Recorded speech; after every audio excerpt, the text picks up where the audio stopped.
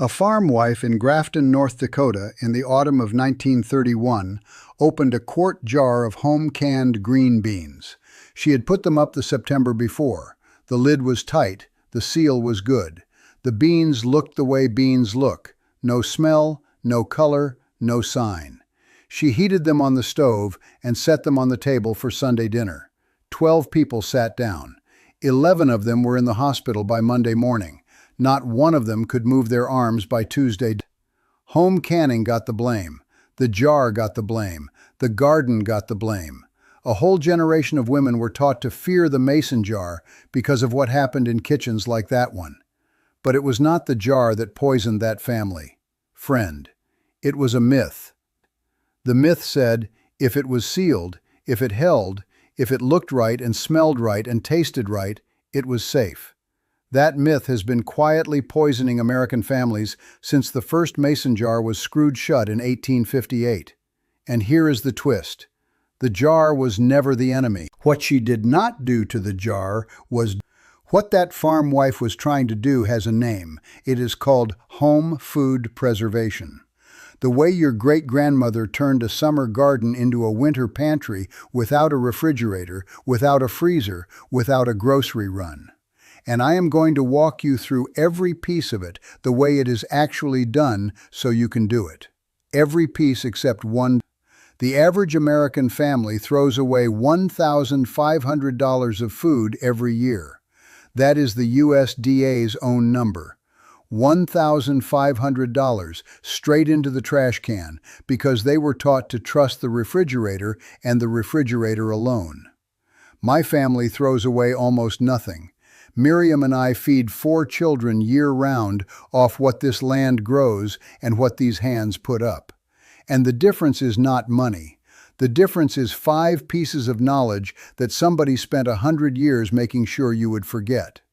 And there is one piece in those 5 they worked hardest to bury. It is the piece that separates the woman in Grafton from every canning woman in Lancaster County.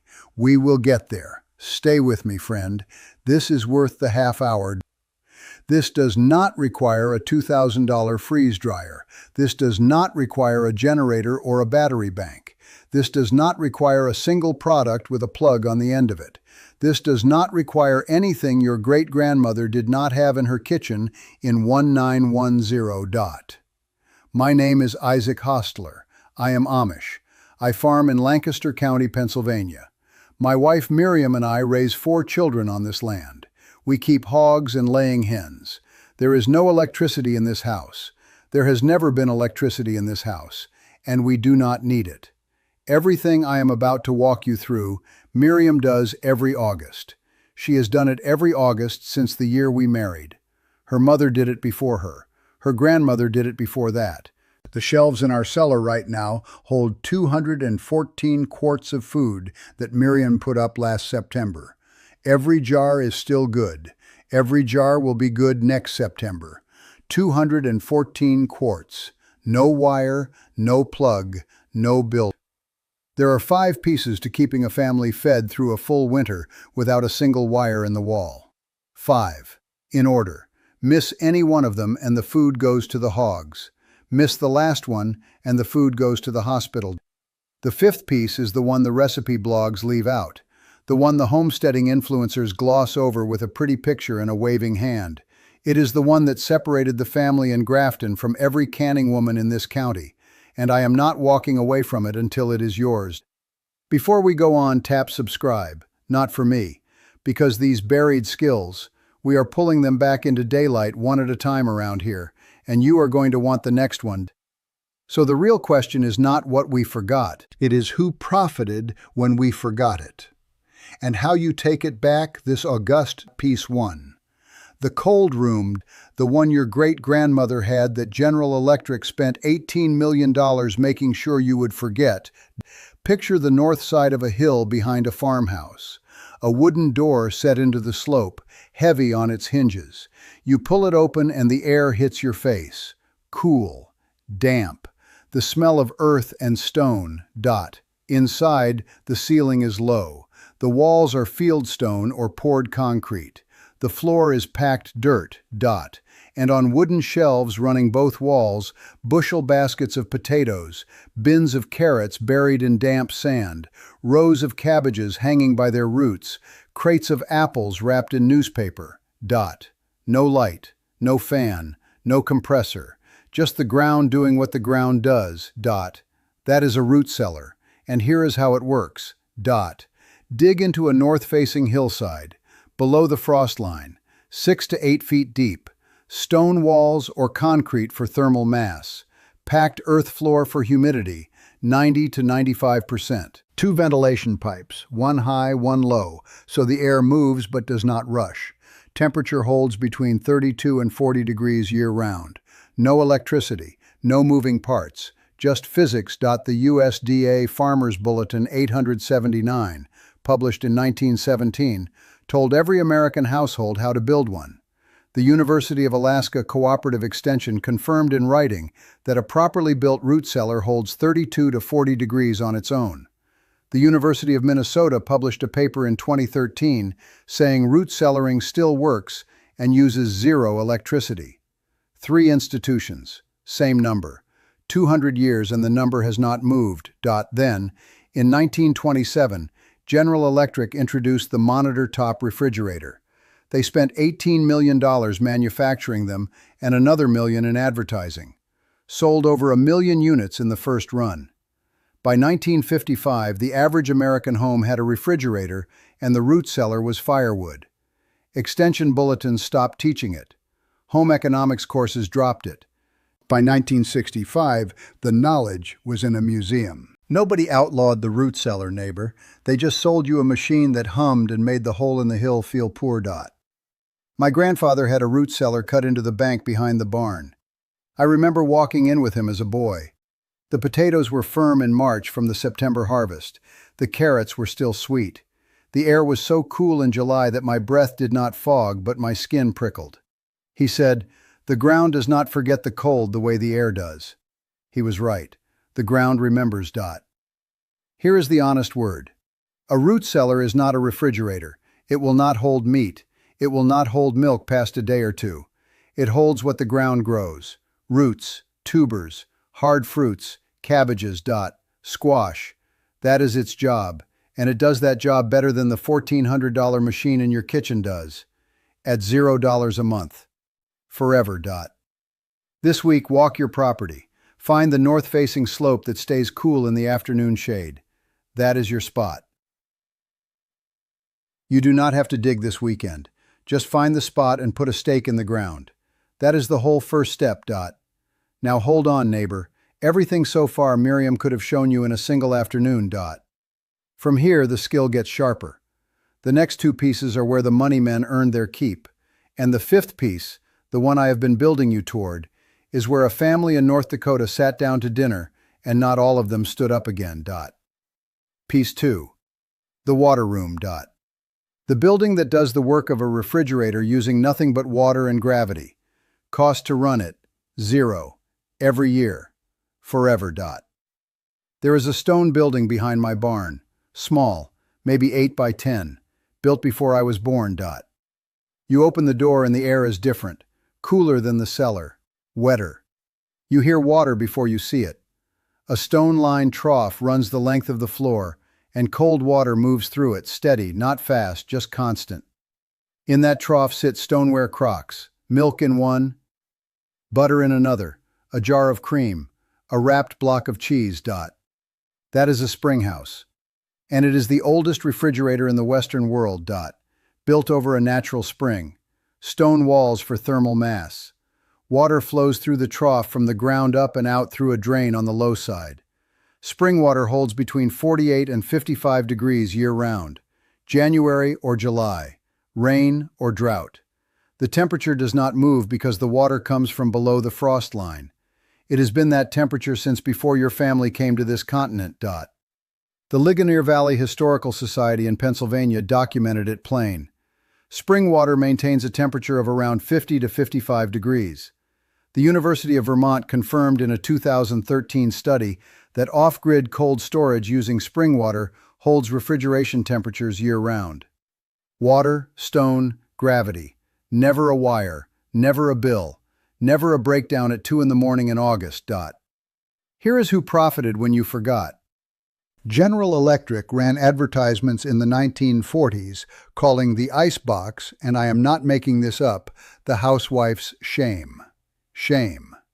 For the system that kept your great-grandmother's butter cold for free. They did not outlaw the springhouse, friend. They just made your grandmother embarrassed to own one. Nobody coordinated.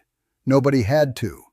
There was no dollar in you knowing and considerable dollars in you paying somebody else. Miriam sends the children to the springhouse for butter on July afternoons. The youngest always comes back licking her fingers. Miriam says the springhouse butter does not taste like electric cold butter. She says it tastes like the ground it came out of. She is not being romantic. She is being accurate.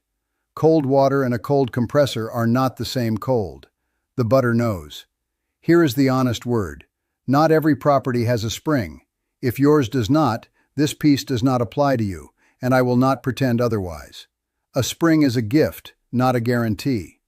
If you have one, you have a refrigerator that never fails and never bills. If you do not, the other 4 pieces still stand on their own. Do not let a missing spring stop you from learning the rest.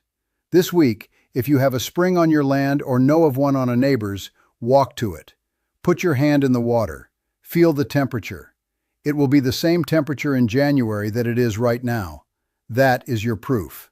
Piece 3. The smoke room. The skill the federal meat inspector was invented to replace.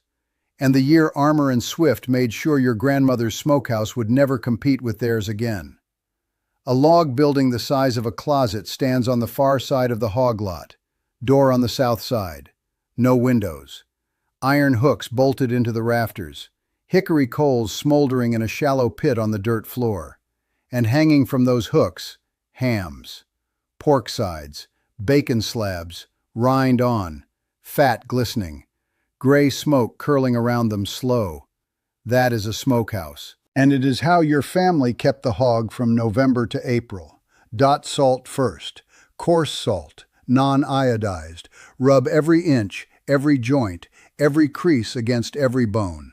Miss a spot and that spot rots from the inside. That is bone sour, and it will take the whole ham. Cure under salt, 2 to 3 days per pound. A 12-pound ham, roughly 24 to 36 days. Rinse, pat dry. Hang in cool air 12 to 24 hours until the surface goes tacky. That tacky skin is the pellicle. It is what takes the smoke evenly. Cold smoke below 90 degrees. Hardwood only. Hickory, oak, apple, maple. Never softwood. Never pine. Days, not hours. A ham might sit in cold smoke for a week. Days on, days off. Bacon 3 to 5 days. The USDA Farmers Bulletin 918, published in 1917, gave every American farmer the exact recipe. The USDA Food Safety and Inspection Service confirmed in 2011 that smoking combined with salt curing preserves meat effectively when done to standard. Same bulletin. Same method. 100 years and the number has not moved. Here is who cashed the check. The Federal Meat Inspection Act of 1906 regulated the commercial packers. It never touched your smokehouse. But Armour and Swift, who lobbied hardest for that act, watched their competition, every backyard smokehouse in America, get quietly regulated into irrelevance. By 1978, 41 states had zoning codes that prohibited outdoor smoke-curing structures inside municipal limits. Not because the meat was unsafe, because Armour needed the shelf space. Nobody outlawed the salt.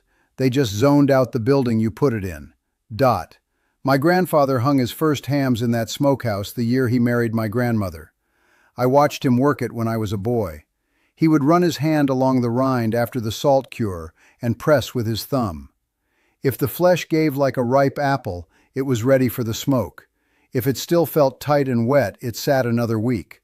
No thermometer, no timer. Just a thumb and 60 years of knowing what ready felt like. He tried to teach me the press, but I will be honest with you, neighbor. It took me 3 hogs before my thumb learned what his already knew. The skill is not in the reading. It is in the doing it enough times that your hand remembers. I am not your food inspector, friend, and cold smoking has a narrow, safe window. Below 90 degrees keeps you out of the bacterial danger zone. Above 90 and below 200, you are growing exactly what you do not want. If your rig cannot hold the low temperature, do not cold smoke. Hot smoke to a fully cooked internal temperature instead. There is no shame in that. Better a hot smoked ham than a hospital bill. That is the honest word, and I owe it to you before we go further. Listen to me now, neighbor. Everything so far, the cellar, the spring house, the smokehouse, your great-grandmother could have walked you through in a single autumn weekend. What comes next is where the knowledge got hollowed out, where the grocery men earned their fortune, and where one wrong step turns a safe jar into something you cannot see, cannot smell, and cannot taste. The family in Grafton trusted their eyes. Their eyes could not save them. Piece 4. The jar.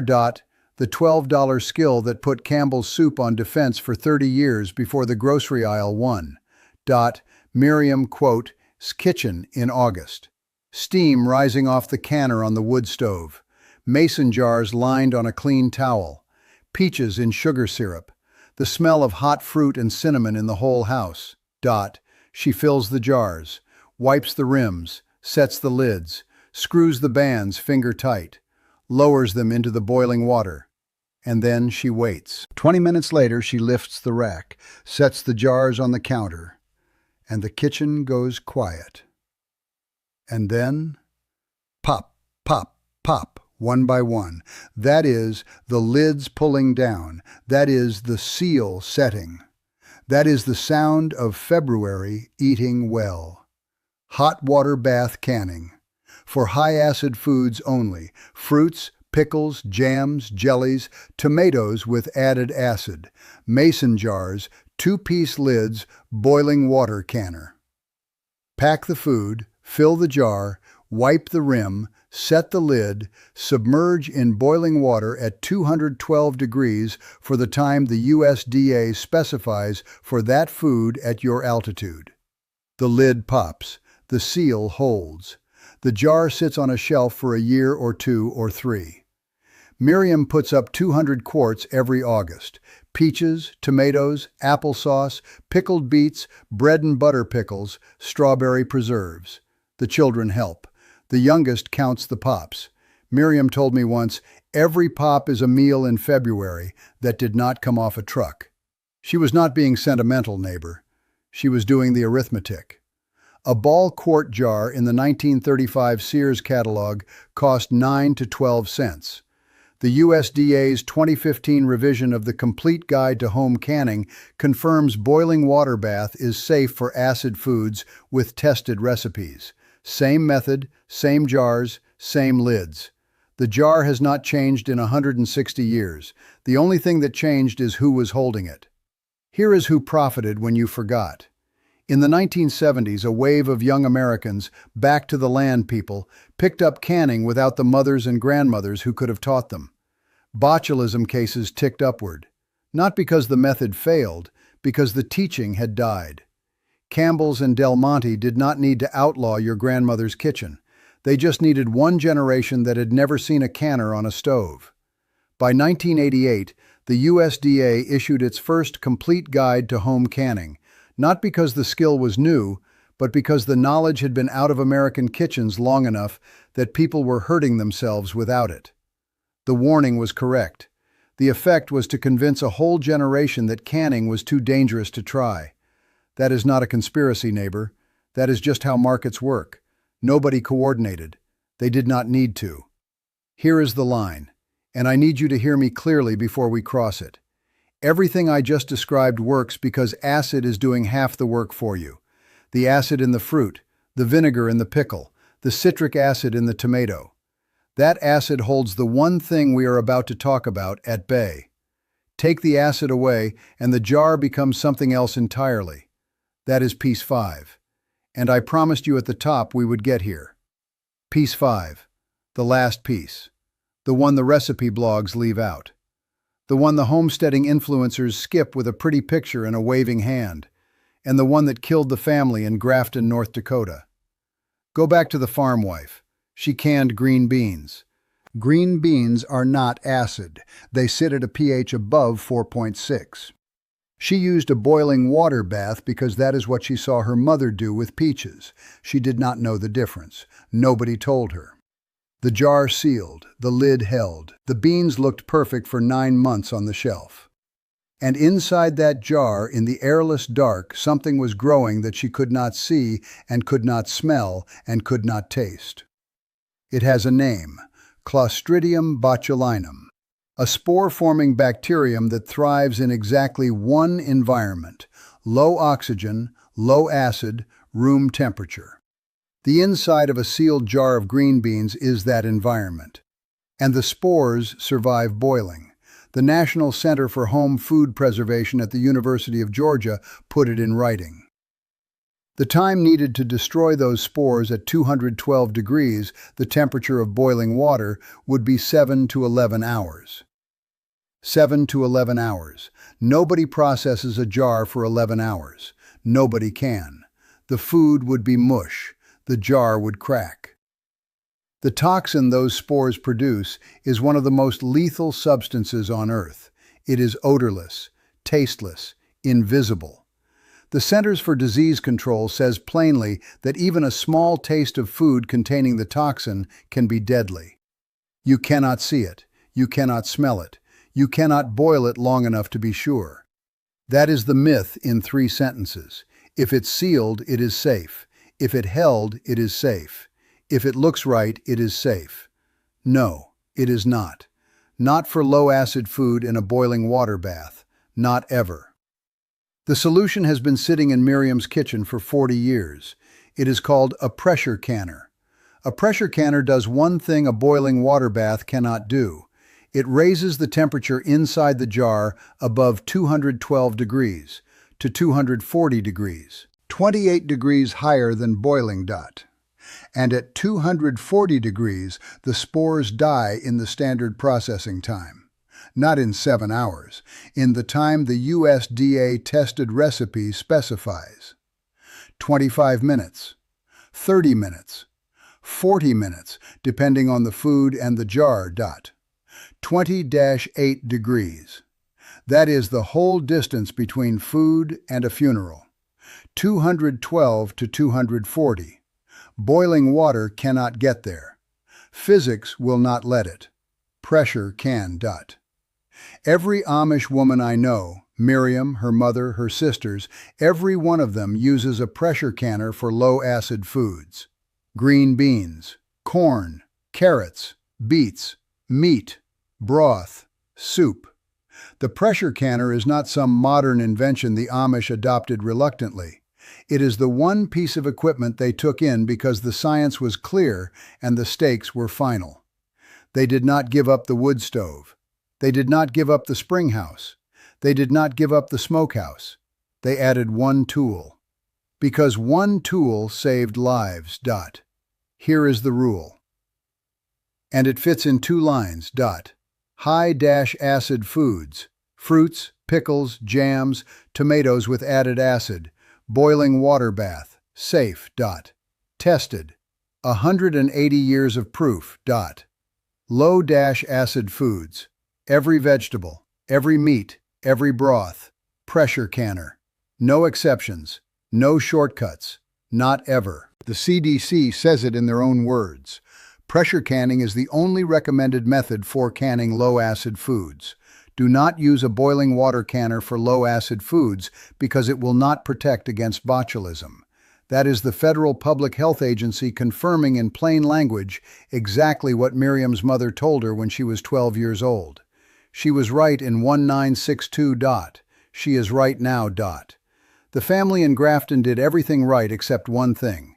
They used a water bath for a low-acid food.